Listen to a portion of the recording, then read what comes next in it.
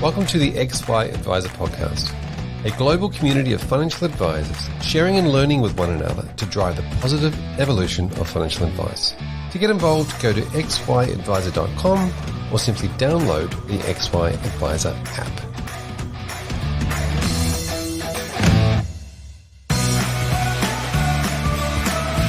Innova Asset Management is a boutique portfolio manager that has been managing client portfolios since 2010. Innova believe in constructing portfolios that work with investor behaviour rather than against it. This is why they have built risk-focused portfolio solutions that support a goals-based advice framework. Innova's focus on risk management and their active approach to asset allocation has been designed to work through all market cycles, which was evident in 2020 when they were able to participate in the market rebound while also protecting capital on the downside.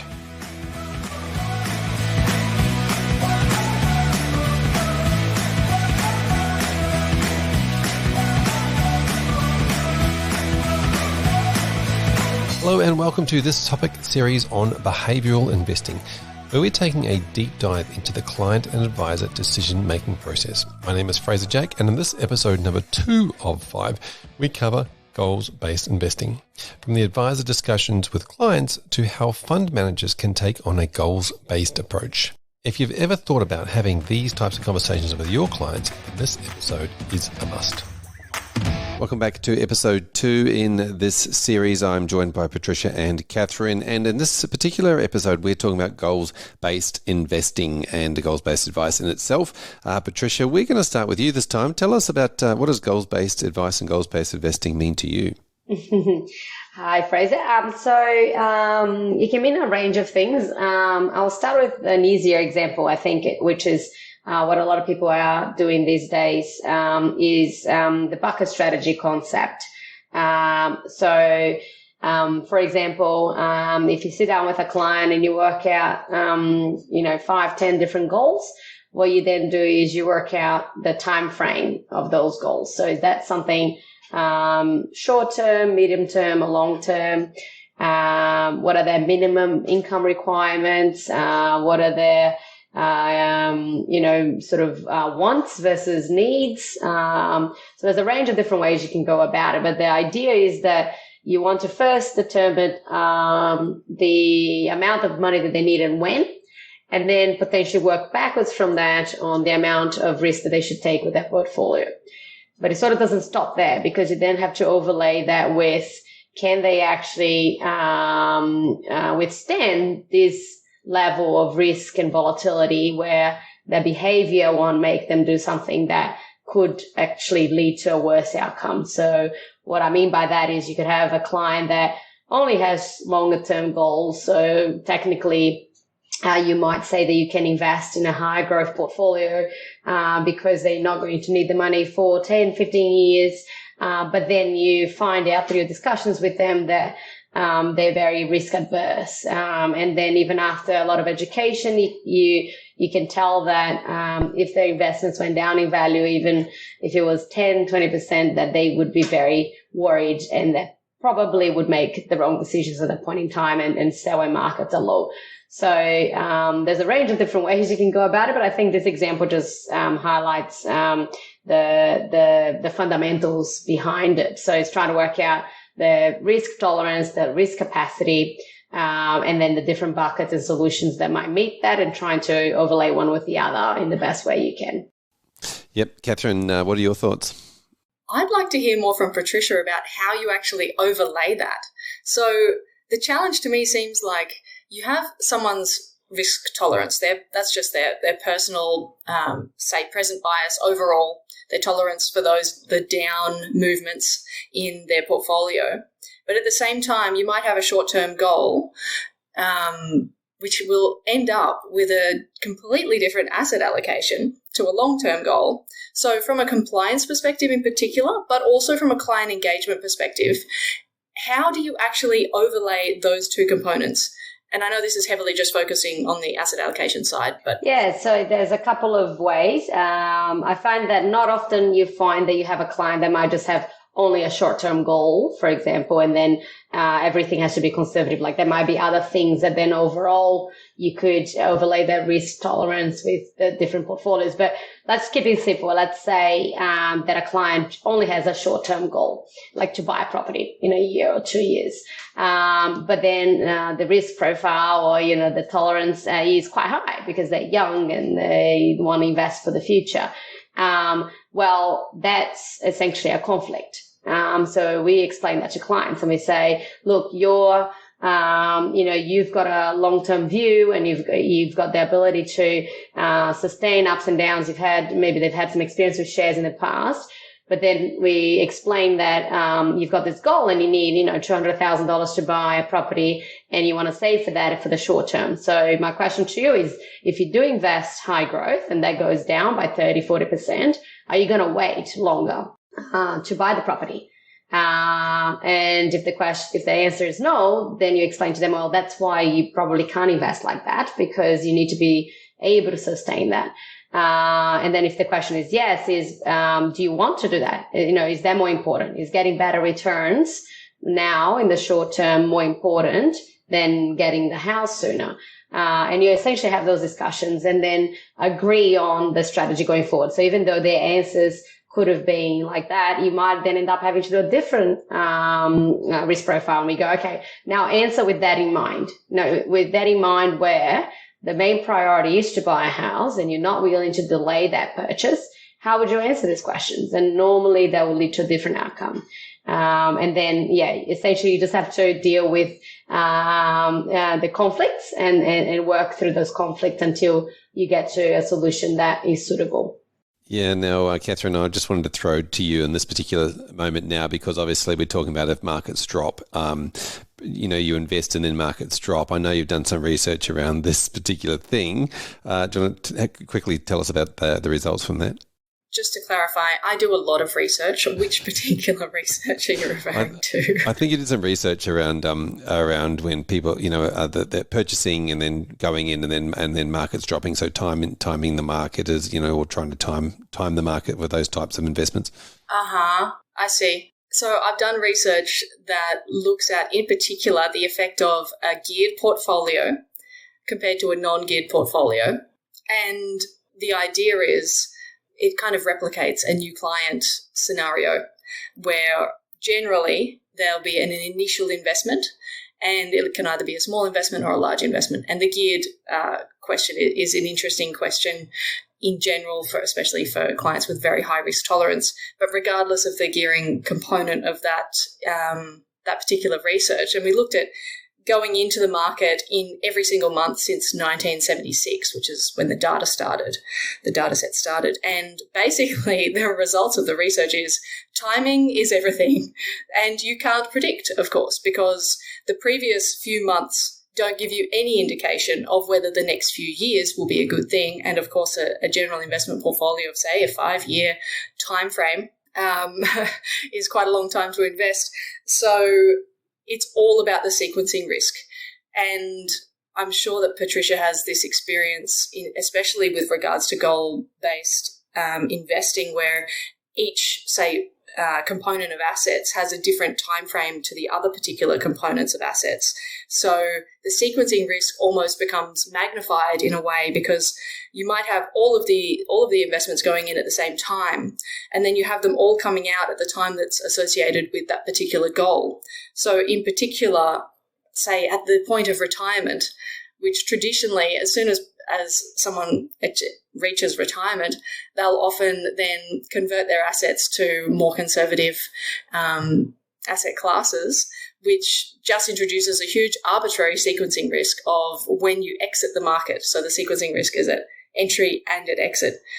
So that overlays obviously with goals-based investing even more than a traditional kind of one asset bunch approach. Yeah, that was exactly the conversation I was trying to get to. It's probably a little bit off topic, but I think it's relevant to that particular story that Patricia told. Patricia, I wanted to ask you about the 5 to 10 goals conversation. Now, you mentioned it's fairly simple for you to talk to your clients around having those goals. in the past, it could be the profession could be accused of not finding enough goals for clients. How do you go about, and how do you have any trouble finding a bunch of goals for each particular client? So essentially, I'll just prompt them with things that I've seen other clients. So I'll give them ideas. I say, some clients might have, some people might want to leave inheritances to their children. Some people might want to go on holidays or take time off work, or live overseas, or have an education fund for their children, or so I'll just essentially give them examples of other goals, because that will inspire them.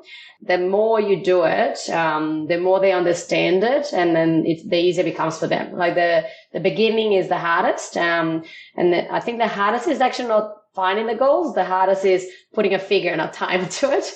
How much do I need for that, or how much do I need for that? That's the hardest part. But to be honest, I think our job is, I think the best thing we can do for clients is just start with a foundation. I always say to them, let's try to get this as accurate as possible, because that will help us manage it along the way. But even if it's inaccurate, we'll change it. That's why we've got an ongoing relationship with you. But we're going to do our best to make it accurate. We're going to, we're not just going to accept that word that they spend $20,000 a year. I know that that's probably unlikely. I will prompt them, and I'll do calculations to show them that that's probably not the case, and we'll try to be as accurate as possible. But a lot of the times, things don't happen the way that you expect them to happen, and that's okay. The main point is just to be able to have the map there and have the business plan, and then adjust the plan as you go. But I think the examples is what helps the most at the beginning. Yep, excellent. So having a bit of a list or a master list or a conversation that can give them ideas.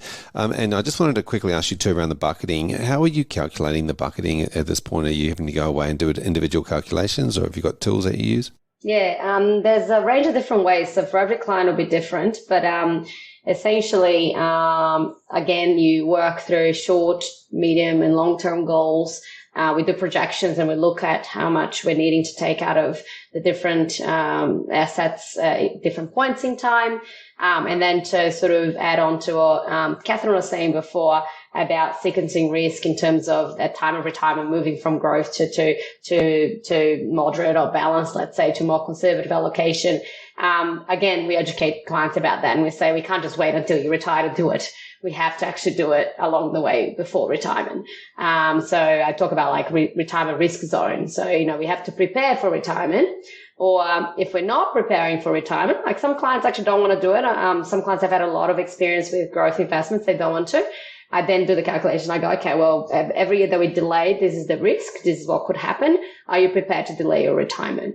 And they usually, in the case, would say, yeah, actually we would. If the market crashed right then, we would delay our retirement, because it's more important for us to have a higher growth portfolio now than to go more conservative earlier. So for me, that's why I say to them, that's why it's important. Every year it changes. Those calculations change, and their behaviors will change as they get closer to retirement. They will get more conservative. Majority of them will. And even as they get closer, start going, oh, we'll revisit this next year, right? I'm like, yeah, we'll revisit this next year, or, at our next meeting in 6 months. So they learn that because we preempt that early on. So it's all about, I think, explaining that it's a long-term strategy, and then revisiting it every year, and then it becomes ingrained, and they know what to expect. And then how do you go about the investment side of it? Because sometimes, we say goals-based investing, but sometimes it could actually mean goals spending, spending the money, not just investing it. But tell us about your thoughts around that now from the next step of taking the portfolio and investing it. Yeah. So there's different ways, and again, we'll talk about different ways to invest with them. But there's a range of different calculations and things that we have to go through to make sure it all adds up. That it adds up from the amount that goes into the bucket as well as the overall risk that they're taking. So there's a lot of things that we need to look into. But let's say, to keep it simple, that over the next 10 years, we work out that they're going to need to withdraw this amount from their investments each year. So we essentially might go, okay, so we need 1 or 2 years in cash, or 3 to 5 years in conservative, 5 to 7 years in moderate, 7 balanced and high growth. So you work them in with their minimum investment timeframes or recommended investment timeframes. Also taking into account the fact that you get dividends, for example, that top up the cash account and things like that. So there's a range of different things. It's not perfect. I don't have it's something that I think that hopefully Katherine and people like her can actually help us because I think that also markets have changed so significantly. When I started, the minimum time frame that was recommended for some high growth investments might have been 5 or 6 or 7 years. Now it can be 10. Interest rates are much lower.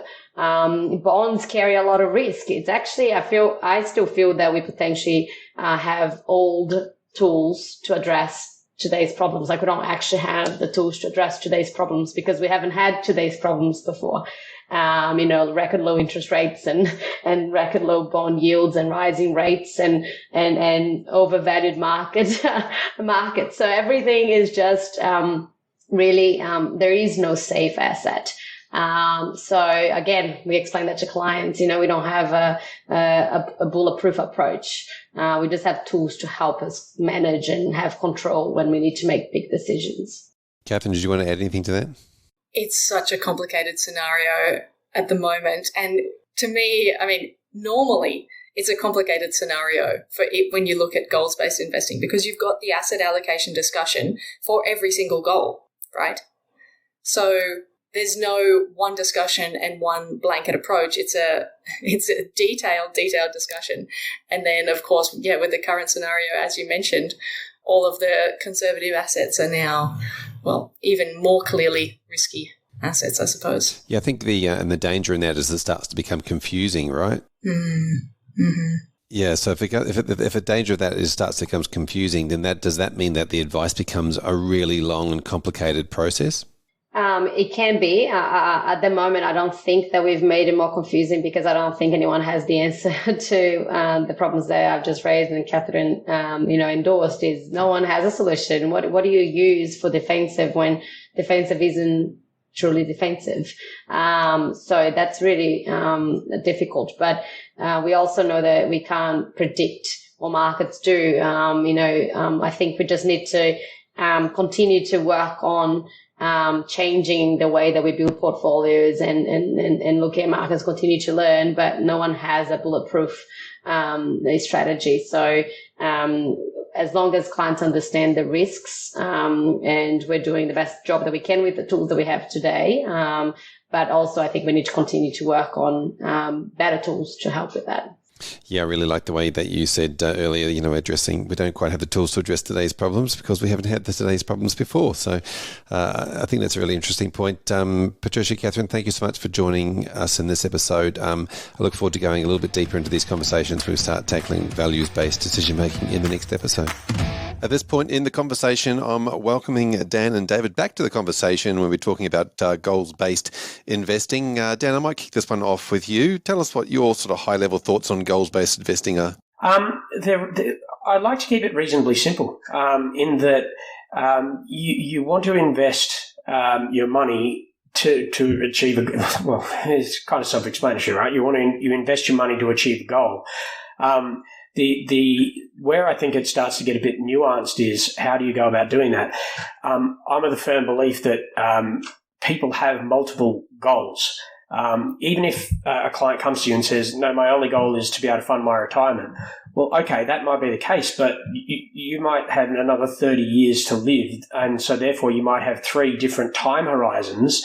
And therefore you may need to look at it in 3 different ways. That you may have 3 different levels of risk tolerance, capacity and need to take on over those intertemporal periods. And therefore it's my belief that we should be building portfolios that are based around clients' goals, which I think where we can bring back in the concept of mental accounting and bucketing and saying, okay, well, what are the highest priority and what are the shortest term, and how can we build portfolios that are based around the risk that you can that you've said that you can tolerate and you have the capacity for to take on for that. Yes, we want to maximize the return, but we don't want to breach that risk. And it's really it's the breaching of that risk is what I think is key in goals-based investing, because it's when clients experience something that they weren't expecting that leads to what is generally value-destructive behavior. If they go through, we're going to talk about risk profiling later, so I won't go into huge detail here, but, a client has filled out a risk profile questionnaire and they've got a certain score, and let's say they're balanced, and they're put into a portfolio with a fairly static asset allocation. And in theory, the amount of risk that they receive over a very long time horizon should average out at about that. But we know that that's not how markets operate, and that risk changes and is volatile throughout time. But given that the amount of risk that they can tolerate is reasonably fixed, at least at the point in time in which the strategy is set, I think that a goals-based investment should be benchmarked to the amount of risk associated with what it is that they have said that they can tolerate. Because if you breach that, that is when you're going to get these behavioural responses that can be value destructive. There's lots of people that say things like, capital losses don't count unless they're realised and you sell them. Well, look, let's be honest. Human beings, if they see negative things on their screen, it leads to a visceral response that can equate into a behaviour that leads to a realisation of that capital loss, because they were not expecting that result. And so if we can manage portfolios to, fairly strict risk parameters, I think we get a lot closer to what is a goals-based investment than setting it up based around, capital market relative return associated portfolios, which may or may not have anything to do with achieving their goals and what their own personal biases and behaviours can tolerate. Anyway, that's my opinion. Excellent. I'll get your initial thoughts. Yeah, Dave. sure, Fraser. Dan's really called out some interesting points there. The range of outcomes around the goals when you're designing that framework's really important, and I might get back to that later, but I just wanted to maybe start with the amazingly interesting, difficult, fascinating job that financial advisors have, because here they're trying to marry the theory with how do they frame this and engage with retail clients. It's just an amazingly challenging problem. So, on the academic side, the whole foundations of savings investment is the life cycle model of savings, consumption, investment. It's been around for, it's just gone past its 50th anniversary. Merton and Samuelson, both Nobel Prize winners, have framed that up. And it's all about, through your whole life, generally smoothing life cycle consumption through time. You then have to add in all the peaks and troughs to that, which is where goals come in. People don't spend the same amount every year. They save up for a nice holiday, or they have school fees for a period of time, and they have all these issues that come through the journey of life. And so if you start with something that's completely theoretical, it's just not going to connect. And if you don't connect, people won't stay the course with a plan, and it all starts to fall apart, because it's actually, in my view, the strength and commitment to that plan, to hold on to it, to work through the ups and downs of that plan, which allows people to stay the distance and realise longer term risk premium as they get realised. So you can start to see the amazing challenges faced by advisors. They have to sort of convert into something that feels more tangible, can relate, get past some of these time horizon effects where it goes from the present to the future. How do you visualise the future? Well, you put some goals there, like, here's a picture of European River Cruise in 15 years' time. Here's a picture of my son graduating in 10 years' time where I have no more school fees. Won't that be nice? And all these things which start to come around. And so even though I love the theory of it, I think goals-based is sort of a frame that I understand. I think it's a really neat one for advisors to use as that bridging mechanism. It's how it's applied, which is some of the things which I think Dan's talked to, which is where the rubber hits the road and it does get quite challenging. Yeah, and I love the word connection that you used just then too, and the client connecting with the plan and connecting with the goals and the outcomes. And I'm a big one, as you mentioned, Dan, for having a lot of goals under advice, or a lot of goals under management. I call them. I actually call it goals under management, and I like the idea of the advisor really getting into that, like getting into that scenario where they're there to achieve the outcomes of the goals, not just to achieve a percentage return or any of the benchmarking we talked about in the previous episode, but understanding and, having a bucket list of things on the goals list. And as you tick some off, you bring others in. And so you're really managing that goal process. But Dan, from a, investment point of view, I think a lot of advisors struggle to then realise or connect that if I'm having a conversation with the client about their goals and I'm there, to help them bucket those things, how do I then translate that into the investment world? Shouldn't I just be finding a normal investment, or what are your thoughts? Well, no, that's where I think it comes down to understanding and having a greater appreciation and more technical tools to understand the amount of risk that can be associated that the client can take. So that you can, instead of just concentrating on risk tolerance, which is I guess a psychological measure, and you can take on things such as risk capacity, which is an objective measure, and also goal risk, the possibility of achieving those goals. And David, as you said, it's also the sequence of how these things occur throughout time. Everything is path dependent.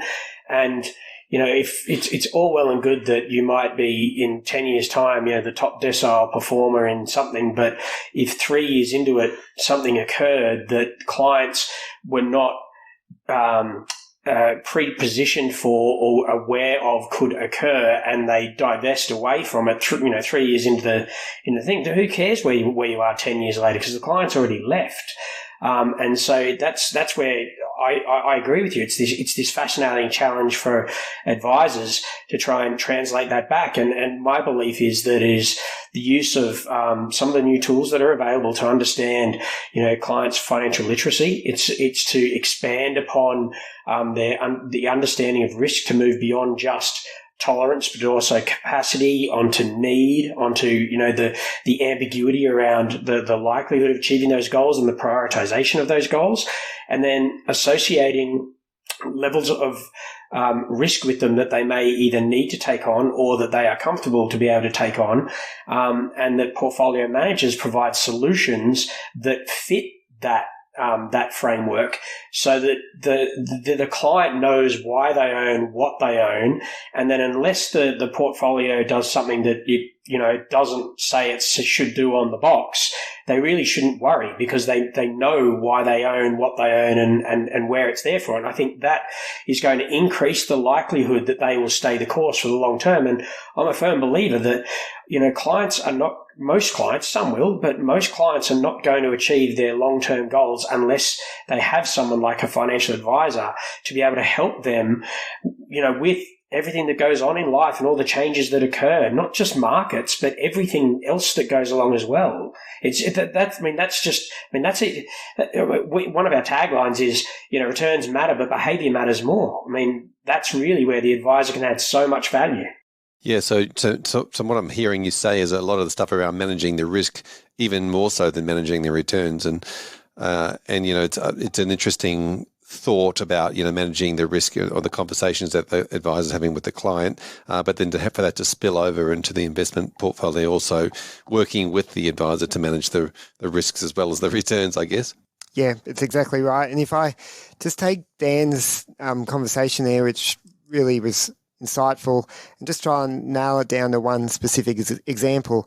I think of goals as a great framing agent. They really connect the advisor to the client, and then you got to work with those goals to really build out the plan. And you have to think of it, just like Dan was saying, the range of outcomes and the likelihood of achieving those goals, how much you might miss by or exceed by, which is what you sort of, the non-client word would be stochastically thinking about the outcomes and having systems to support that, but getting the right language.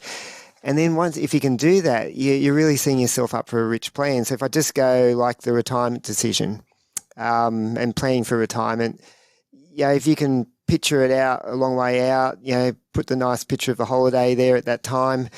Well, then you sort of can say, well, if you invest your retirement savings in cash, you are certain or near certain to not achieve your retirement goal. If you put it in a higher balanced portfolio, then this is the range of outcomes it's more likely you'll achieve because we expect to get higher expected returns as a result. There's a variability of outcome. There's ups and downs, but our view is that these things level out a little bit over time, and this is your range of outcomes. So it can't just be about, the challenge for advisors is to have the technical skill and the tools in support to really be able to frame, do the grunt work behind the scenes, but then that communication challenge to sort of say, well, this is what it's going to look like for you. It's not assured that you're going to achieve your goal, but we're giving you this, we're putting in place something that has this range of outcomes to achieve that goal, and we think that's the right range of outcomes for you. The other thing I just throw in is that, goals-based financial planning starts to feel more like a partnership because, you have your financial assets working for you, but there's also this opportunity to, maybe save a bit harder if things aren't going well, and and having that sort of engagement that you can have between the advisor and the client. So there's much more of a partnership model with a shared goal that's coming through. Yep, I visualize that when I say that when you say that as a target on an XY axis. So you got time and money on the axis, and you're going to end up with a low or a high or an early or a late, depending on where it is, rather than an exact number at exact time. Dan? I love that you brought in the word stochastic and because the linear modelling that tools that have been made available to advisors. I mean, it's the industry's fault that advisors have had to use these sorts of tools. Where providing it in a stochastic modelling system to show variability, you can have far more meaningful conversations with clients where you say, okay, well, you might want to invest your money in this way, but there's a 90% chance that you'll run out of dough by the time you're 70. Like, are you comfortable with that? We can increase the variability of the outcomes, but the probability of you achieving, whatever this goal may be, or, this financial amount of money that you need could be, greatly expanded. And then the ups and downs of the market become hopefully less relevant, and it's more about let's understand the variability of the outcome, i.e. the risk associated with the outcome, and how comfortable you are with it. And I think the real value is not just in the initial conversation and setting that up with the client, it's the ongoing conversation, which you mentioned, David. I think that's where, you can come back and say, like, are we on track? And, what has changed? And, are we ahead of schedule, or are we behind schedule? And what can we do to change it to make sure that we're on track? I think it's that ongoing review piece becomes even more valuable. I think it first of all, it creates a fantastic first interview with the client, but the ongoing engagement is just so much more powerful, I believe. Yep. Now, we're talking about projections here. We're talking about the tracking, which is amazing. I love this conversation. And we're talking about staying inside the tracks. Now, for those listeners that this stochastic modelling versus deterministic modelling, essentially deterministic is your basic spreadsheet. Think about that. You put the number in, you put the return in, it does the same return every year. But stochastic is talking about adding some variables, and it could be up this year, it could be down this year, and that's going to have a big determination on what it might be in 20 years from now. Gentlemen, thank you so much for coming on and talking about this particular episode. We're talking about goals-based investing. The next episode, we're going to start talking a bit more about values-based decision-making, which we're going to put these two together, basically the biases we came from the first conversation and the goals-based investing, and start talking about values-based decision-making. We look forward to catching you in the next episode. Thank you. Cheers, Fraser.